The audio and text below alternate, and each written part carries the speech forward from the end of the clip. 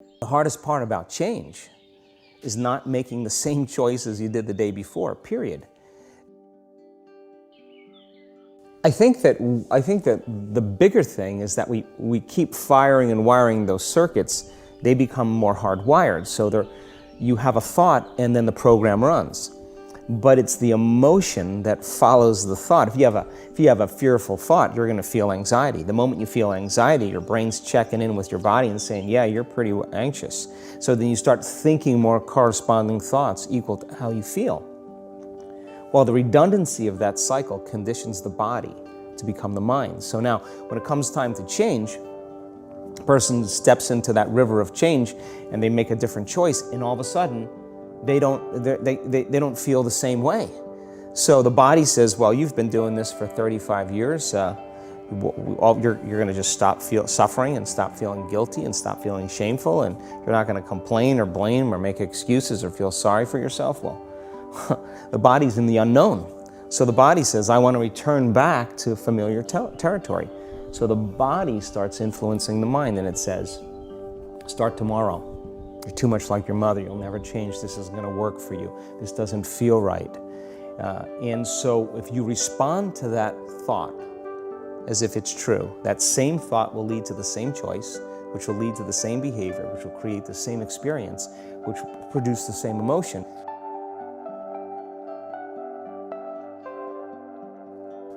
Well, those are two different things. Your body is your unconscious mind.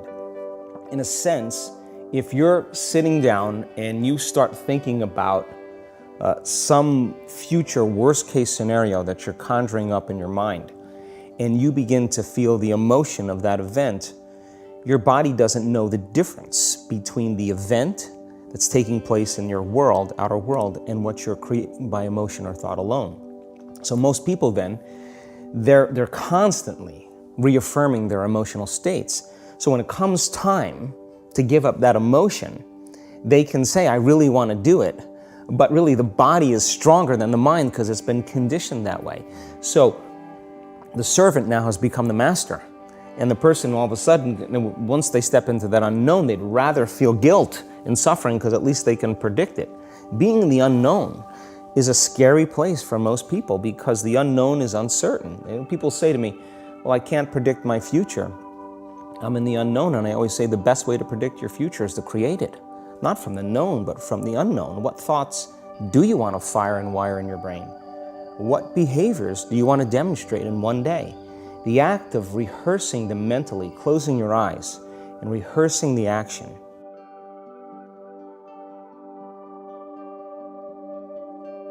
By closing your eyes and mentally rehearsing some action, if you're truly present, the brain does not know the difference between what you're imaging and what you're experiencing in 3D world.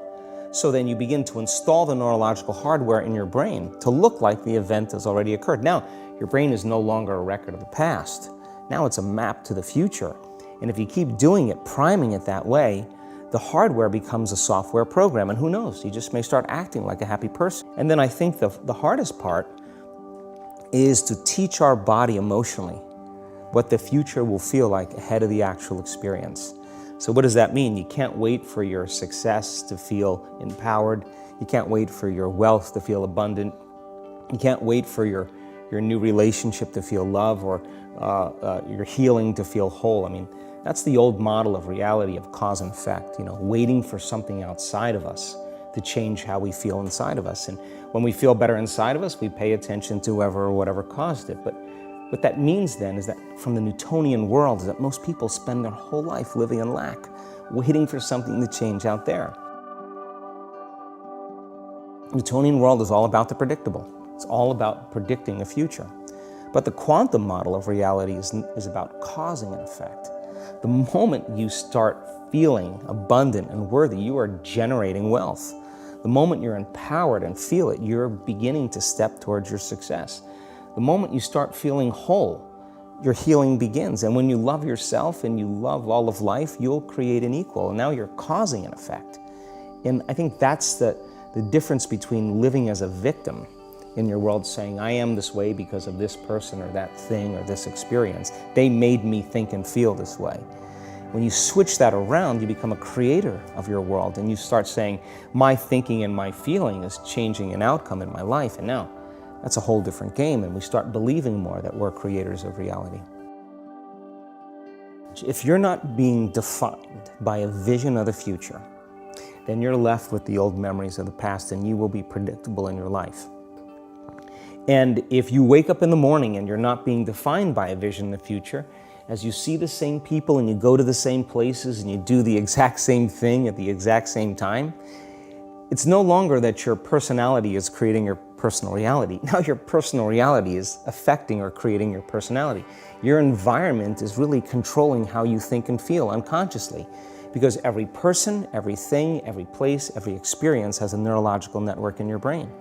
Every experience that you have with every person produces an emotion. So some people will use their boss to reaffirm their addiction to judgment. They'll use their enemy to reaffirm their addiction to hatred. They'll use their friends to reaffirm their addiction to suffering. So now they need the outer world to feel something.